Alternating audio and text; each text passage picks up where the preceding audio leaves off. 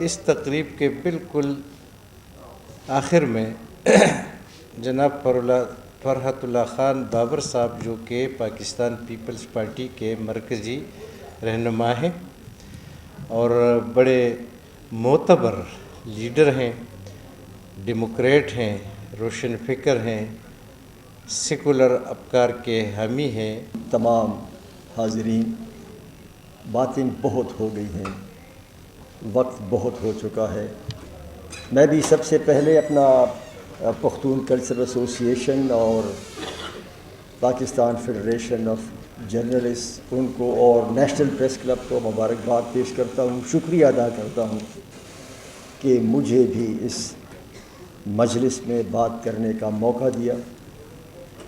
یہ جو سیمینار جاری ہے گزشتہ 4 گھنٹوں سے، اور اس میں خیبر پختونخوا کے، اسلام آباد کے، سوات سے، کرک سے، گلگت بلتستان سے، یہ جو مداح ہیں سارے لطیف آفریدی لالہ کے، اور اتنی دیر سے بیٹھے ہیں، یہ بذات خود اس بات کا ثبوت ہے کہ لطیف لالہ کی شخصیت کیسے شخصیت تھی۔ میں نے اس حال میں کئی تقاریب اٹینڈ کی ہیں، میں نے نہیں دیکھا کہ 4 گھنٹے تک حال میں لوگ موجود ہوں، اور یہ اس لیے موجود ہیں کہ لطیف لالہ کے ساتھ عقیدت ہے، محبت ہے، ان کا احترام ہے۔ اور یہاں جن لوگوں نے جتنی بھی باتیں کی ہیں اپنے ذاتی تعلقات کے حوالے سے، جس نے بھی یہاں بات کی ہے، ایک ہی امپریشن یہ ہے کہ ہر شخص یہ سمجھتا تھا کہ لطیف آفریدی اس کا ہے۔ Everyone thought like that. اس لیے آج کی جو یہ تقریب ہے، جو کنڈولنس ریفرنس ہے، میں سمجھتا ہوں کہ یہ لطیف لالہ کی موت کا ماتم نہیں ہے، بلکہ جیسے پروفیسر سرفراز نے کہا، یہ ان کی زندگی کا جشن ہے۔ اور آج ہم جو یہاں جمع ہوئے ہیں، ان کی زندگی کا جشن منانے کے لیے موجود ہیں۔ And Danish, there is so much in the life of your father کہ you don't have to grieve over the death of your father, you have to celebrate his life. اور یہ جو آج یہاں آپ تشریف لائے ہو، اپنے والد کی زندگی کو سیلیبریٹ کرنے کے لیے آئے ہو، اور میں بھی ان کی زندگی کو سیلیبریٹ کر رہا ہوں۔ میرا لطیف لالہ کے ساتھ اپنی ذاتی تعلقات کی کیا بات کروں گا۔ انہوں نے 1960 میں میٹرک کیا، میں نے ان سے 1 سال پہلے میٹرک کیا۔ انہوں نے پشاور یونیورسٹی سے 1966 میں گریجویٹ کیا، میں نے ان سے 1 سال پہلے 65 میں گریجویٹ کیا۔ ہم ملے، لیکن کبھی یہ تصور نہیں تھا کہ زندگی کی اس شاہراہ پر جب ہم چلیں گے تو اگرچہ اس وقت ہم مختلف راہوں پہ تھے، لیکن یہ تصور نہیں کر سکتا تھا کہ towards the and of the life ہم اتنے قریب ہوں گے آن سم کریٹیکل ایشوز۔ اور جس کا افراسیاب خٹک صاحب نے ذکر کیا، ان کی جدوجہد FCR کے خلاف، اور میں اس پارلیمانی کمیٹی کا ممبر تھا جو FCR میں اصلاحات کے لیے قائم ہوئی تھی، اور میں نے لطیف آفریدی لالہ سے بہت کچھ سیکھا۔ اور جب یہ tribal areas, x tribal areas کا مرجر تھا، میں بھی اس کمیٹی کا ممبر تھا، اور ہم نے لطیف لالہ سے بہت کچھ سیکھا، بہت کچھ حاصل کیا۔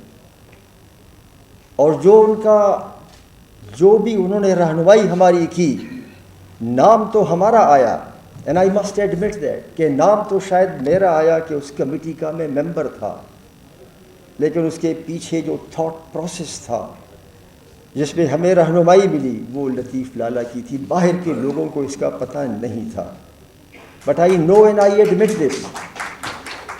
میں جانتا ہوں اور میں اس کا اقرار کرتا ہوں کہ شاید ہم وہ کچھ اچیو نہ کر سکتے ہوتے اگر ہمیں لطیف لالہ کی رہنمائی اور سرپرستی میسر نہ ہوتی۔ یہ الگ بات ہے کہ ان کو وہ کریڈٹ نہیں ملا، لیکن وہ اس کریڈٹ حاصل کرنے سے بالا تر تھے۔ لطیف آفریدی انہوں نے زندگی میں تاریکیوں کا گلہ نہیں کیا. انہوں نے یہ نہیں کہا کہ زندگی کا راستہ تاریک ہے، جس طرح یہاں پر ایک مقرر نے کہا، شاید پروفیسر سرفراز نے کہا کہ وہ ہمیشہ کہا لگا کر ہنستے تھے. انہوں نے جہاں بھی تاریکی تھی انہوں نے شمع جلائی وہاں پر. خواہ وہ نیشنل پارٹی میں شامل ہوئے، خواہ وہ ANP میں آئے، خواہ وہ PTI میں گئے، اور خواہ وہ NDM میں آئے، ان کا کام تھا شمع جلانا.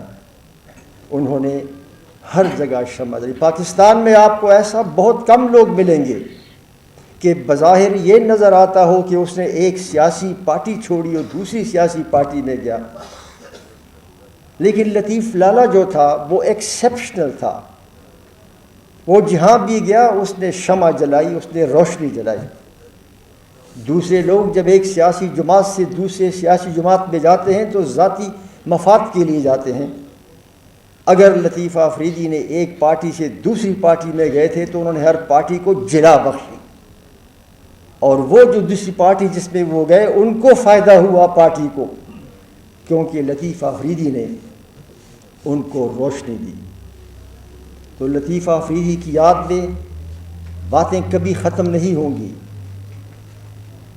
وہ زندہ ہیں، اور یہ جو ان کی عمر تقریباً 80 سال تھی، یہ ضروری نہیں ہے کہ کوئی شخص کتنے سال زندہ رہا ہو. دیکھنا یہ ہوتا ہے کہ ہر سال میں کتنی زندگی تھی. لطیف آفریدی کے ہر سال میں 100 سال کی زندگی تھی. اس لیے لطیف آفریدی جو ہے وہ ٹرانسینڈ کرتا ہے ٹائم کو. حدود وقت سے کوئی آگے نکل گیا. آج ہم لطیف آفریدی کو کیسے خراج عقیدت پیش کر سکتے ہیں، اور اسی پر میں اپنی گفتگو ختم کروں گا. افراسیاب خٹک نے ایک سیاسی فلسفے کی بات کی. انہوں نے کل پشاور کے واقعے کی بات کی. اگر ہم نے لطیف آفریدی کو صحیح معنوں میں خراج عقیدت پیش کرنا ہے تو let us think for a while کہ کل کے پشاور کے واقعے کے بعد آج لطیف آفریدی کا رد عمل کیا ہوگا.